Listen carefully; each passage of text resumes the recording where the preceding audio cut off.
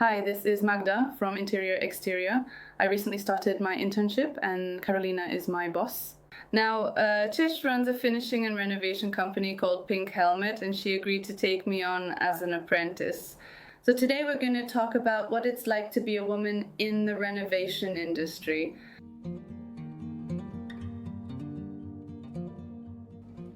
First question, Karolina, for you, how did it all start? Did you know from the beginning, already in school or high school, that you wanted to work in renovations? No, not at all, honestly. Actually, in middle school, I was involved in writing for the school newspaper, poetry, and more, let's say, artistic topics. However, at some point, I was talking with my cousin who told me that it would be good to go for a science degree. There are jobs in that field, there's money in it, and it's worth taking advantage of such an opportunity. And actually, I listened to him. My first idea was architecture, which is also somewhat connected to artistic things. However, I started learning to draw quite late, and in the meantime, I decided to choose a different field. In the end, I chose environmental engineering because it's a field related to installations, especially in construction and hydrotechnics. I attended those studies and completed them. And honestly, I still didn't have any idea to get involved in renovations, finishing works, or even construction in general. And actually, the idea to start my own company came after my experiences at my last job, where I worked for a developer.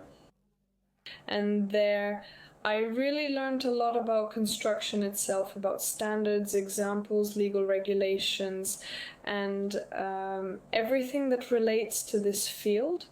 And generally, at some point, I decided that I wanted to start my own business. But in the meantime, I was renovating my house that I had bought, and it turned out that the specialist who came recommended wasn't actually that good. I had a lot of different problems with him, and in the end, I actually finished the renovation myself with friends, acquaintances, and my husband.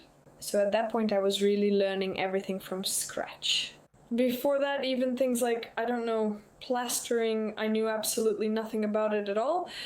And here a colleague handed me a spatula and showed me how to do it. And that's how the beginnings of those finishing works started for me. And it actually turned out that it's not that hard, that it's fun and interesting, and if someone wants to, they can really learn it and develop in this direction. And on the market, even though there's a lot of competition, there are a lot of companies that are just average. And here, when I was starting the company, I already knew that I wanted to create a business that would offer comprehensive services in construction, but also, let's say, in building.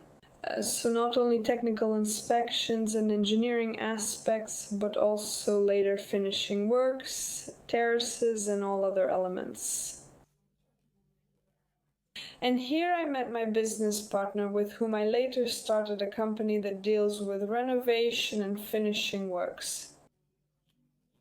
Shimon, whom I greet, of course, me too. And that's where we started working together.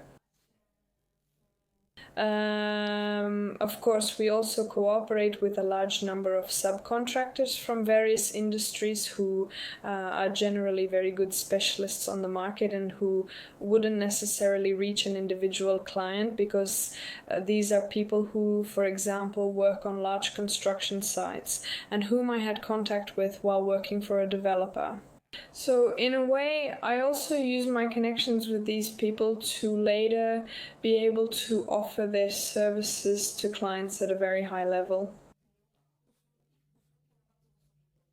The company, so to speak, deals with renovation and finishing works here in quite a broad scope.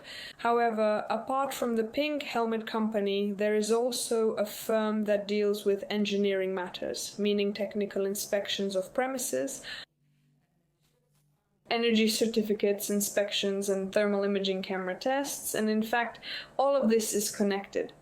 Because, for example, when a client contacts us who is interested in finishing works, it turns out that this is a property that will only be prepared by the developer.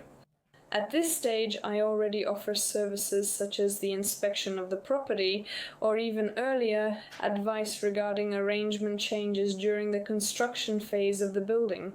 And generally, this is exactly where I have the opportunity to guide the client.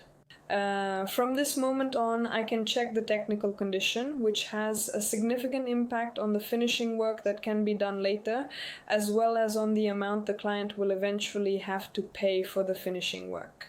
Because if the developer does work that has defects, then either the developer fixes it, or if they don't want to, unfortunately it falls directly on the client, so it's worth catching these things earlier. The same goes for thermal imaging inspections. If we already, for example, put plaster on the walls, paint them, everything looks beautiful and wonderful, and then suddenly winter comes. And it turns out that there were thermal bridges on or in the walls, meaning places where the thermal insulation was not effective, was not installed properly, or wasn't there at all. Well, very often mold and moisture appear on the walls, and then honestly all the work we've done basically goes to waste, because we have to do it all over again, like chipping off the wall, removing the mold, and redoing it. So actually, besides all those renovation and finishing things, I definitely encourage you to check the technical condition of the building, because that will directly affect how everything will be finished later on. How long we can enjoy what has been finished and not worry that we'll run into any unpleasant situations. Well, from what you're saying, I see a lot of areas that are maybe not exactly conflictual, but definitely challenging. Because on one hand, there are clients who want to pay as little as possible, but still want good quality. And that's not meant to be offensive in any way, it's just the reality. On the other hand, there's the developer who wants to finish as quickly as possible, often as cheaply as possible, but they often have good intentions too. However, it's in their interest for the acceptance process to go as smoothly as possible. And then on the third side, there are also various subcontractors you have to work with somehow. And I imagine that looks different every time. My experiences with renovation and construction matters and dealing with different people are that I'm often not taken seriously. Even when I just ask about something, someone doesn't answer me, but instead responds to my colleague who comes with me, as if it was obvious that he would be the one dealing with it later, not me. And that's not necessarily the case. So I imagine that doing this on the scale that you do, you have to be very persistent, consistent, and somehow have that stubbornness in yourself for situations like this. But the question is, how often does it even happen? It's hard. Very often. Very often. I'm starting from technical inspections here. Very often, really. And you can possibly read about it somewhere on our Facebook. When I sometimes post some information from completed inspections, it really is sometimes a struggle. Getting through the wall that the developer represents. When I come in, the developer already says, oh, a woman, yes, oh, we can just wave it off. And suddenly when it comes down to it, I start listing defects, saying this is done incorrectly, this needs to be fixed, and so on and so on. For example, this is not in accordance with the standards. And that's when aggression often starts, even from the developers. Very often there are really unpleasant situations when the developer can even interrupt the inspection and say, I'm not going to talk to this lady at all. And it has nothing to do with me insulting them or doing anything wrong to them. No, I just say, for example, that the ventilation was done incorrectly because there isn't the right vent or the right opening according to the regulations, for example, about technical conditions. And then the problem starts, the developer just starts freaking out. So it happens often, not always. Of course, there are inspections where it's really nice, you can come to an agreement, and there are representatives of the developer who also understand that not everything always works out. Not everything is caught during construction and has to be fixed later. Yes, I also always try to talk to clients in a way that, okay, there's a problem, but this problem can be solved. You don't have to go to war with the developer right away, because that's not the point. There are people working there too. And often when it comes to smaller developers, it's usually the developer themselves, someone from the higher positions who comes to the handover. But in large development companies, it's just employees who are assigned to hand over the buildings to clients. I also worked in such a position. I handed over these units to, and I met with all kinds of clients, with all kinds of inspectors, because that's what the engineers who check the unit are called. And there were all kinds of situations as well. So I also believe that there's never any point in escalating the situation. You can talk and you can look for solutions. It all just depends on the approach, like how the other side will approach the topic in general. It's working in construction. Working with clients is hard because there are clients who are really great, who are very polite, nice, and cultured, and it's possible to work with them. And sometimes there are also difficult situations, and let's say sometimes, I don't know, for example, we don't manage to meet a deadline or something else happens, so you could say it's our fault. But they are able to understand it, like, okay, that's fine, but for example, you also did something extra, and they are able to understand that. The fact that these are big investments makes the emotions even stronger. I think so. I definitely think so, because we're not talking about buying bread. We're talking about buying a house or an apartment, which costs a lot of money nowadays. So if we're buying something that we're going to have for the next 30 or 50 years, we want it to be well made, to be high quality, and the same goes for finishing work. After all, we don't do this for just a year or two thinking, oh, well, in 2 years we'll fix it or change it. It's hard to just shrug it off. So everyone expects sort of that it will be done well. The same goes for the developers and for us too. Even in finishing works, it's expected of us that the work is done well. You mentioned that the developer sometimes reacts, oh, a woman. So how do other people react? I mean, clients do. But also various subcontractors. Do you ever feel that gender makes a difference? So often. However, most often it's like this. Once we start talking to each other, once someone sees that we actually have something to talk about, that it's not just, I don't know, some woman who just happened to show up at the construction site or something like that, but I also have something to say, so that's it. I think that's when we usually have something to talk about and we actually find some common ground and a shared way of thinking and conversation. However, people's approaches are very different. I worked at a company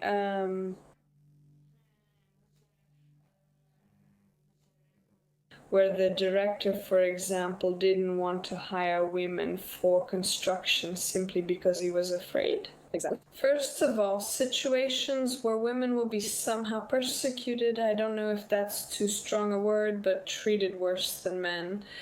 That this would lead to various unnecessary and unpleasant abuses, and later you would have to deal with them as if from the perspective of a supervisor in general.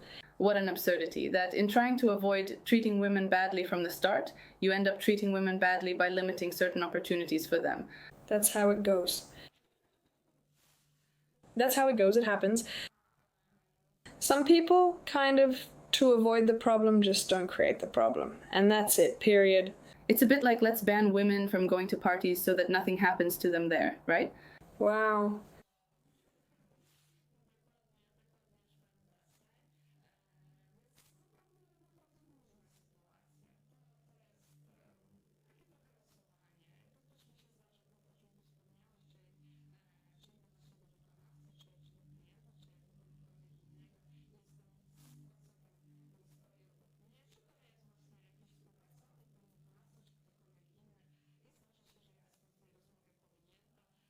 But here, however, very often the people who work directly with me, whether they're co-workers or subcontractors, often just speak to the client here. But why are you talking to me? Please arrange it with Miss Karolina. These are things that should be arranged with Miss Karolina. So it's also nice that these boundaries are set by them and it's said directly instead of me being left out at some point. they make their own arrangements and I could go home, but that's not the point. Yes, it's really nice that you have that kind of support. Yes, on the other hand, I feel like most people generally behave nicely and properly. And it just makes different things easier. Well, life is simpler, but once in a while it only takes meeting one person who is different. And in this case, for example, they don't accept that a woman can deal with renovation or construction topics, and that one person can already make you feel insecure, can make you feel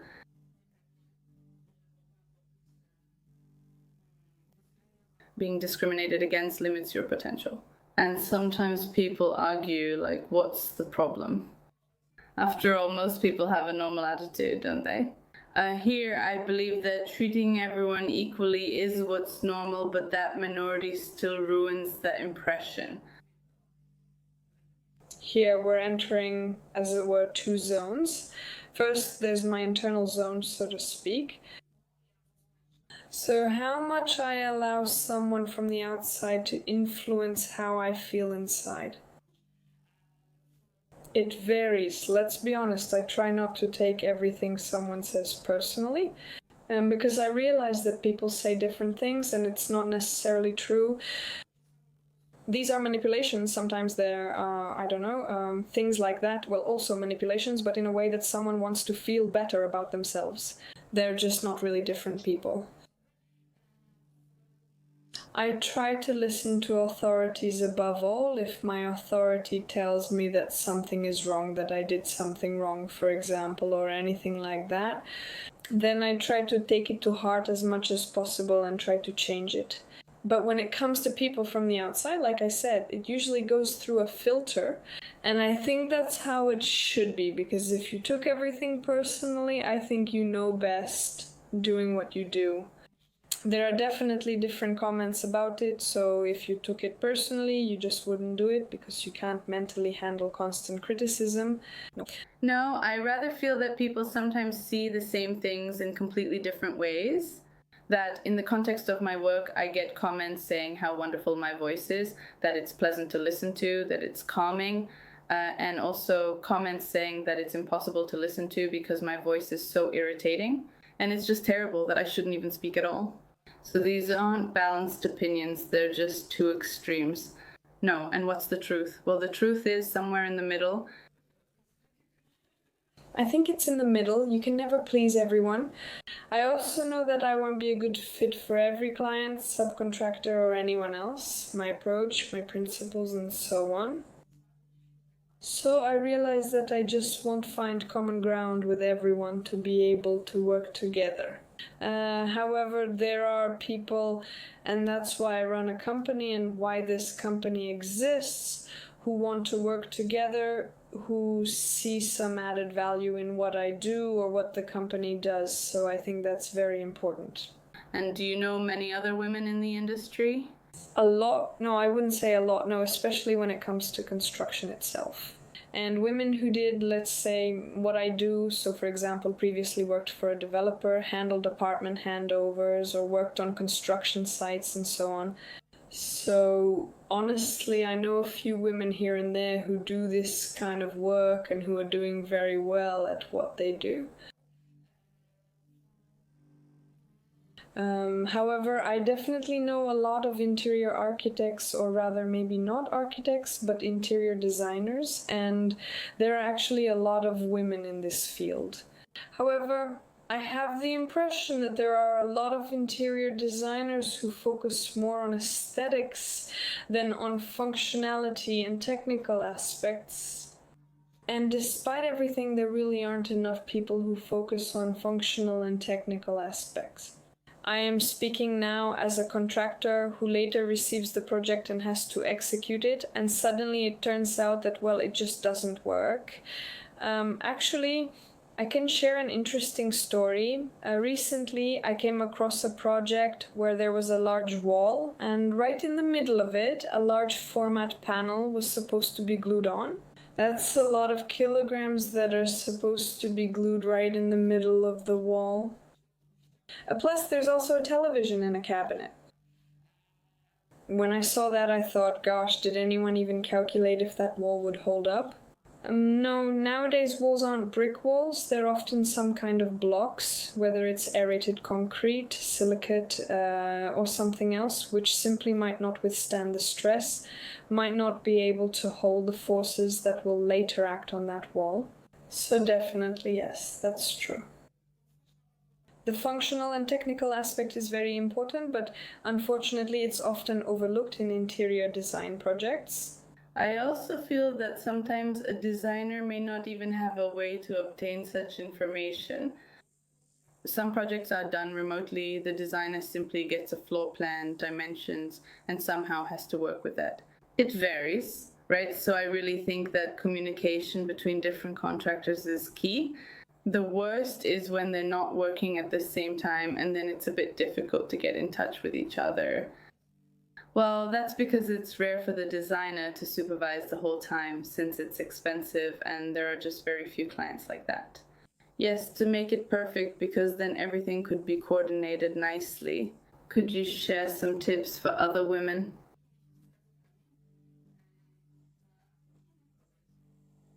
What should you pay attention to? What should you think about how to cope so that Ionka doesn't let herself be defeated by various adversities, if I can put it that way? And not only the attitudes of other people, but also technical things like that, because there's a lot of talk about women just being too weak to do renovation work like this, which from my perspective is nonsense. Because women are different, and there are women who are stronger than some men, and the average doesn't prove anything. Well, but I'm actually not that strong myself, although I'm still stronger than some men who are smaller than me. That's all. And mass here is very important for strength. So how do you just deal with it? How do you compensate for these physical shortcomings? I think, first of all, if we were to divide it further again, there are those engineering and other things where we practically don't need any physical strength at all. So here, practically any woman who wants to and has the aptitude for it can become an engineer, can become a construction engineer. Here, this is all you have to handle. Well, that's exactly what we talked about earlier, which is the ability not to take everything you hear personally. And generally, that's practically where the difference between a woman and a man ends. But when it comes to finishing work, well, generally, yes. Definitely the biggest problem here is strength. Unfortunately, I have to interrupt and sincerely apologize to you because the battery just died and I didn't see any spares. Seriously, I honestly can't remember when or if ever something like this happened to me. And what's worse, as you probably saw, this wasn't the only mishap during this video. So please really forgive me. I don't know where this big distraction came from. I hope that despite everything, our message is still interesting for you. And maybe that overshadows these technical imperfections. And we just recorded the ending with a phone, so just a heads up, the sound will be much worse. When it comes to that, if a woman really doesn't have the strength and wants to work in finishing jobs, I think it's not the end of the world either. After all, we don't have to do everything ourselves, we don't have to carry the bags, we can have helpers or co-workers and just share the work. Just like, I don't know, when men work together, they also share the work, and we can do the same. You can use different kinds of tricks when it comes to heavier work, let's say at heights and so on. A nice solution that we've recently started using in our company is simply buying several pieces of styrofoam and stacking them on top of each other. Making a larger platform like that where you can move around freely and where you already have some elevation created. We don't have to keep getting off the ladder all the time or move it around and stand on it unsteadily. So you can also make your work easier in a way which is definitely recommended to make your work easier. I think everyone finds their own pace, their own techniques for doing different tasks, and their own tricks for how to get things done. In a way as best as possible, as optimally and as efficiently as possible. But here you just have to work on your own to gain your own experience and develop your own way of working. Yes, I also have the feeling that a lot also depends in this area on our attitude and the attitude of those around us. Because if our surroundings immediately assume that we are too weak and that we won't manage, then we simply won't even try. And if we decide that we need to find a solution, then we will probably find that solution. And Shaiman, whom you greeted and under whose supervision I'm learning finishing work, often suggests to me which tools I can use to compensate for that lack of strength. When there's a bigger lever, I'll be able to use less force to achieve a similar effect. That when installing a toilet bowl, I can put something underneath it so I don't have to hold it the whole time, just maneuver it slightly.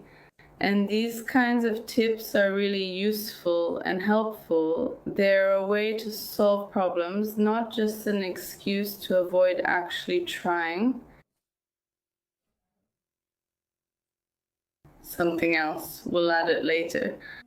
I think we should probably end this episode by saying that, really. If a woman wants to and sees herself in these jobs, there's nothing stopping her from trying and seeing if she really wants to do it. If so, let her do it. Let her do it well. The main thing is just to do what you're doing.